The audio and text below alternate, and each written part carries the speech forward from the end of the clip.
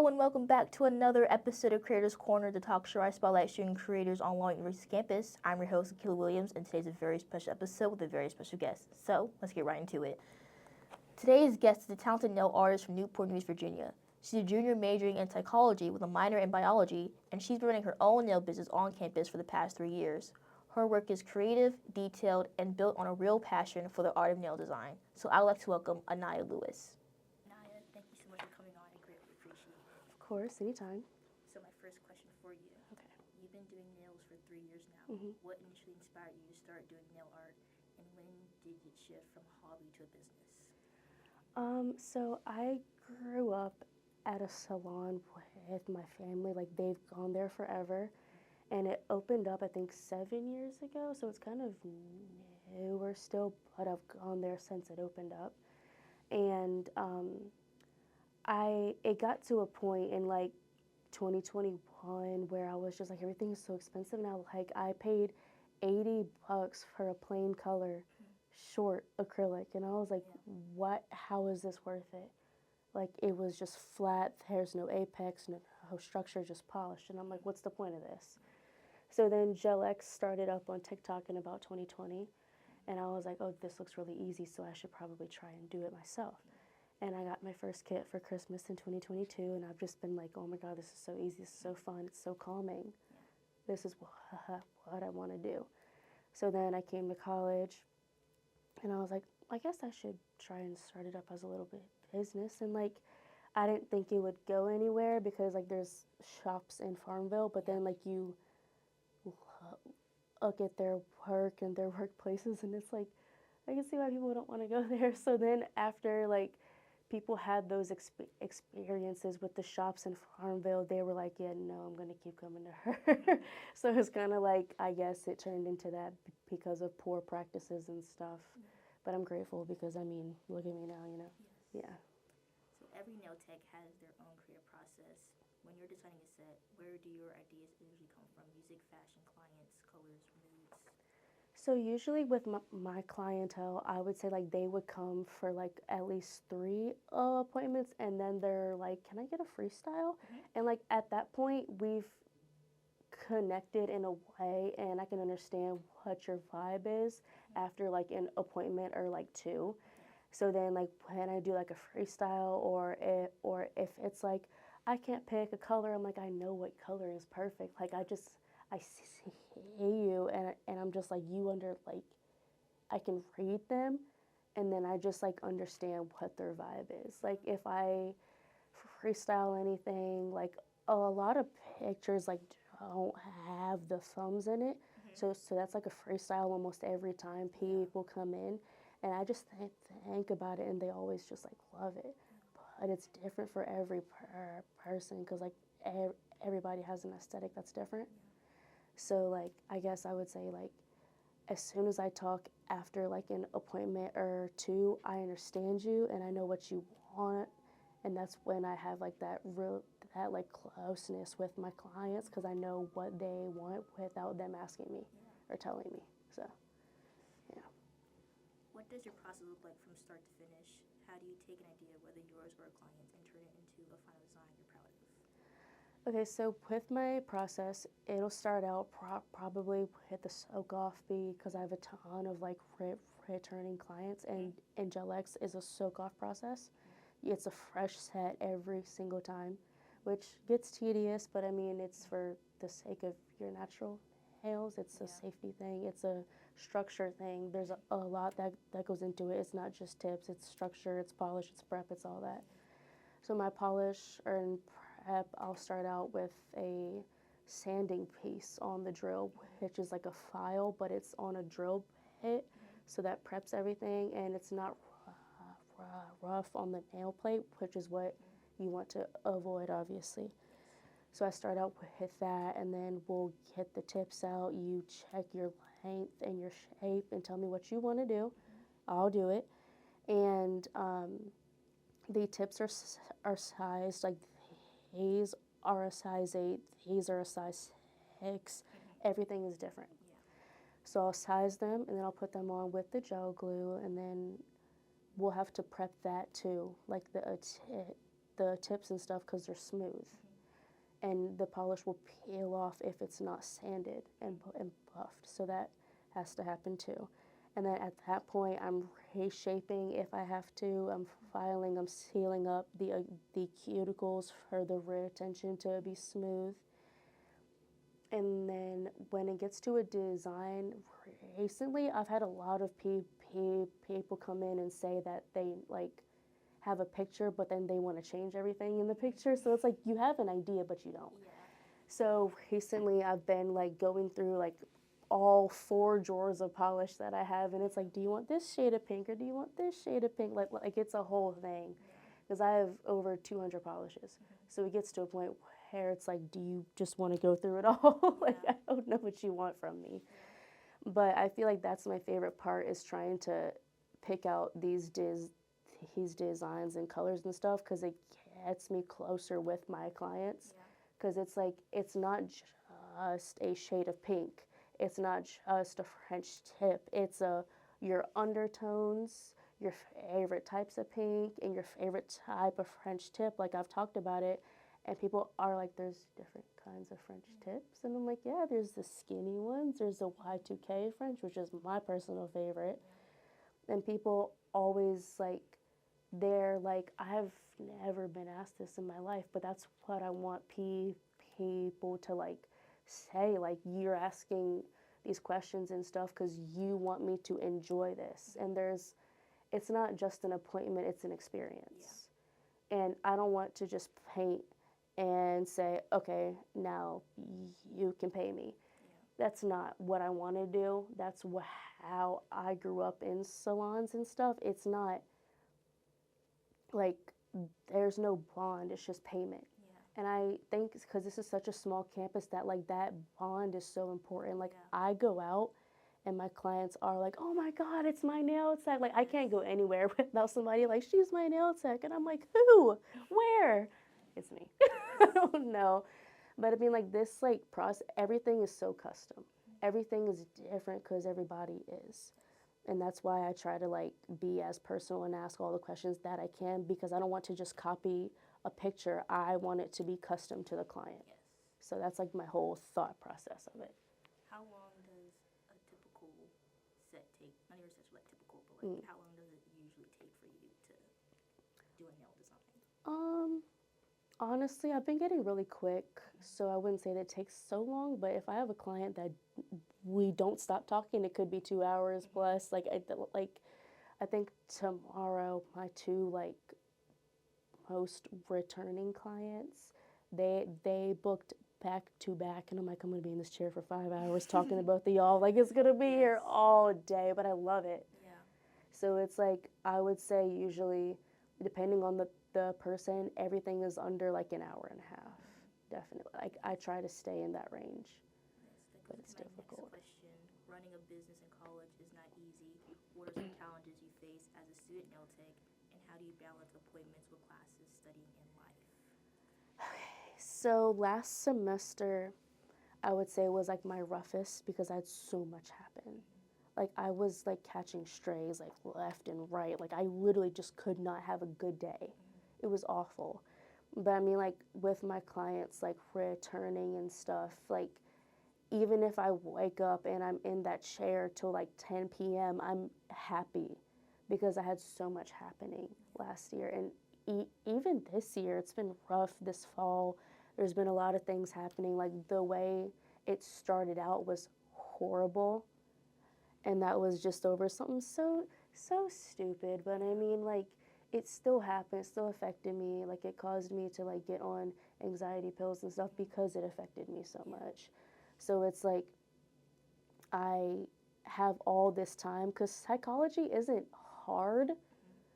I just make it tougher than it should be, because I'm such a procrastinator.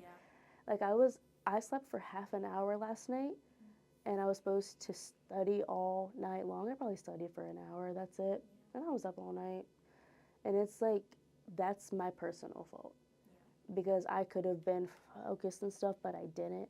And I've taken action with my mental health problems, like ADHD and stuff, this fall. and I can see an improvement. Like I can see that I'm doing better than I was. So I feel like because I've taken like my pills again and I see a psychiatrist and all this other stuff that I feel like myself again. And like all the time that I have to study is there, but I also am a server at a B-Dubs, but I just quit that because it's like I can't deal with the job that only schedules me on a Sunday. Yeah. Like I don't even get enough tips on on a football Sunday at B-Dubs. You would expect no. Oh. It's a waste of time. It's a waste of cash. It's not a bad job, but I would rather put that time into my schoolwork Yeah, and my business because I don't have days off. Like Sunday is my only day off from clients, and now that it's my day off cause I quit, I can focus on my finals and my grades and stuff because they are kind of slipping right now. But I feel like because I like have filtered out my schedule in a good way that I'm not stressed about it. Because like psychology is really easy. I just am so lazy. Like because I took it in high school. Like this is the easiest thing ever, and everything comes so quickly because it is so easy. Like I was expecting to be like stressed in college all the time. No, psychology is so easy. So I mean, like I think because of that, it's easier than it would be for anybody else. Because yes, I'm in the chair from as soon as I get out of classes, and I have a dog, so I come home and I take care of him. Then I have clients for like the next 5 hours. I'm usually in my chair till 9 o'clock every day. And because I only have class 3 days out of the week, I have that extra time. So I take clients on Mondays and Fridays from 12 to 9 p.m. And then the other days it's from 4 to 9 p.m. And on Saturday it's like 10 a.m. to 9 p.m. So I'm working all day, every day. And I feel like I'm active at nighttime anyway, so my schoolwork gets completed on time because I stay up so late. So I mean, like, I feel like if I wasn't in psychology and I didn't have a terrible sleep schedule, I would struggle a bit. But I think it's just so easy. Like, I don't see this as work. I don't see this as stressful school. I see this as I'm going to school and enjoying it. I'm working and I'm enjoying it. So it's not like I'm like time consumed all the time because I have a lot of time. I just take clients at my time, you know. So I'm assuming you're going to be taking Thanksgiving and these winter breaks off. Yeah. Clients, okay. yes, I will be. Except I think when I go home for winter break, my coworkers are flooding me because I didn't go home in the summertime. So I haven't seen them since last winter. They're going to be flooding me, asking me for appointments. So besides that, I mean, yeah, I'm free. Yeah. In what ways has being at Longwood shaped your business, whether through clients, support systems, campus events, or opportunities you didn't expect? Oh, geez. I would say because it is such a small school, I feel like everything is personal. Everything is that deep. Like, I don't really, like, I have a lot of clients that, like, come in here and they, like, complain about this and complain about that, and then they walk out of there just, like, happy. And that's what I want because, like, my clients come here and they're, like, in, like, 8 clubs, 20, so, like they're in everything. And I'm just like, so I just run a business. I'm like, this isn't stressful to me. And they're all like, I have 20 clubs and 20 this and 20 that. And I'm like, why? And they're like, aren't you this stressed? No. Like, I have opportunities everywhere. Like, this is great. Like, I go to a Sydney, like, occasionally. And these guys are just like, you did my girlfriend's nails, dude. You're amazing. I'm like it's a community at a different school because like I would say I know a lot of people at Sydney, especially at like MSU and stuff, and I just feel like when I go there or if I come over here and I like go out to like games and stuff or anything, like I have a community everywhere I go because my business is so popular.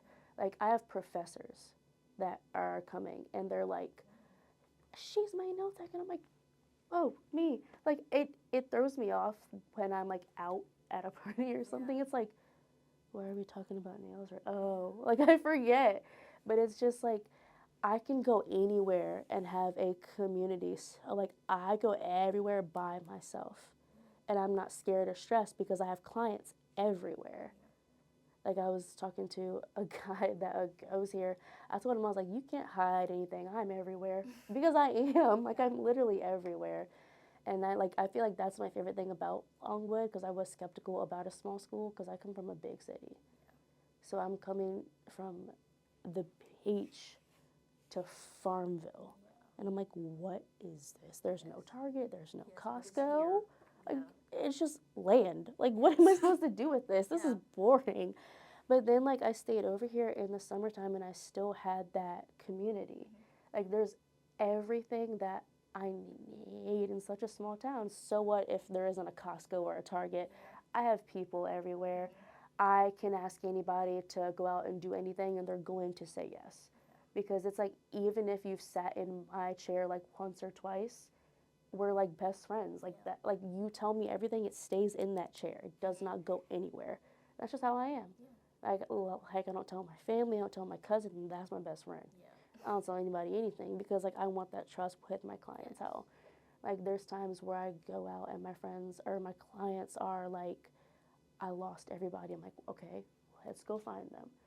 And it's just like, I feel like the closeness of this campus is what makes my business thrive. Because if I was at a big school, there could be other nail techs and stuff or other shops in town that are also good. But I mean, like, also, it's like, I'm not charging people a lot. And you're getting this quality work. And I feel like people sit in the chair and they're just like, that's it? Like, you just want me to pay you that?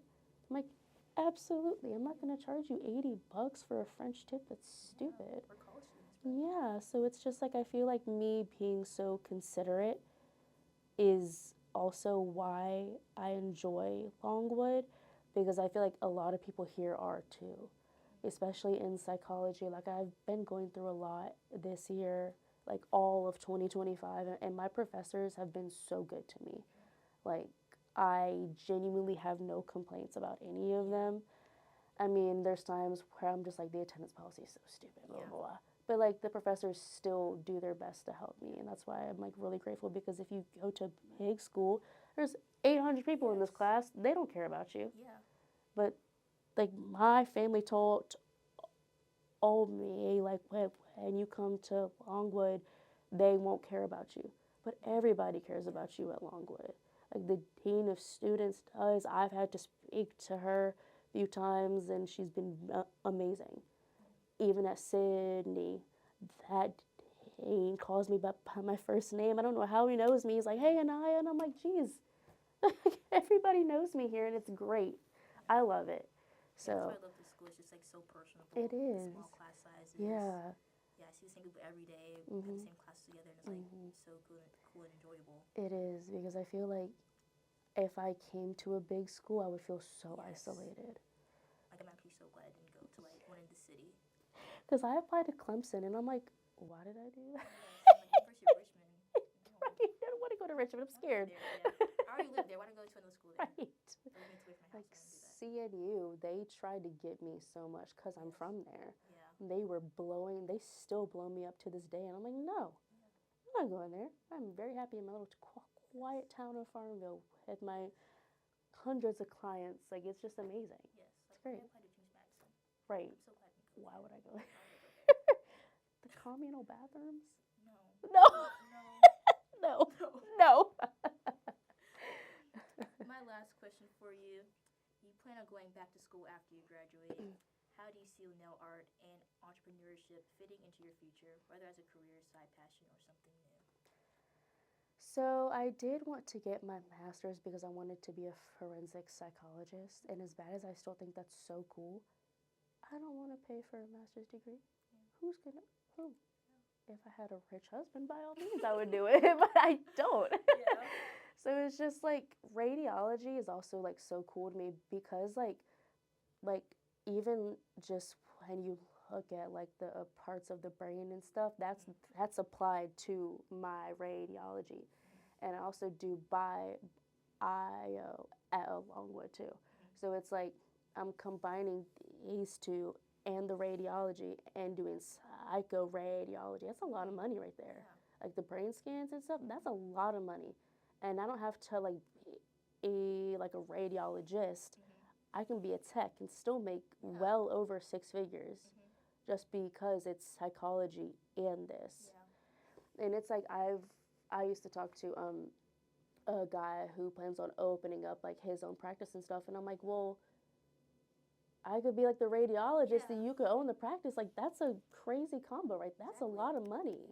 Like that's really, and it's not even just about the cash. It's just like radiology is so fascinating to me. Like how can I see your bones and you're not like cut open? Like that's insane to me. And I think it's really cool because it's like I could do like ultrasounds and I could do brain scans. I could literally do anything with radiology as a whole. And with psychology, like I said, like I took AP Psych my junior year of high school, and my teacher was so cool.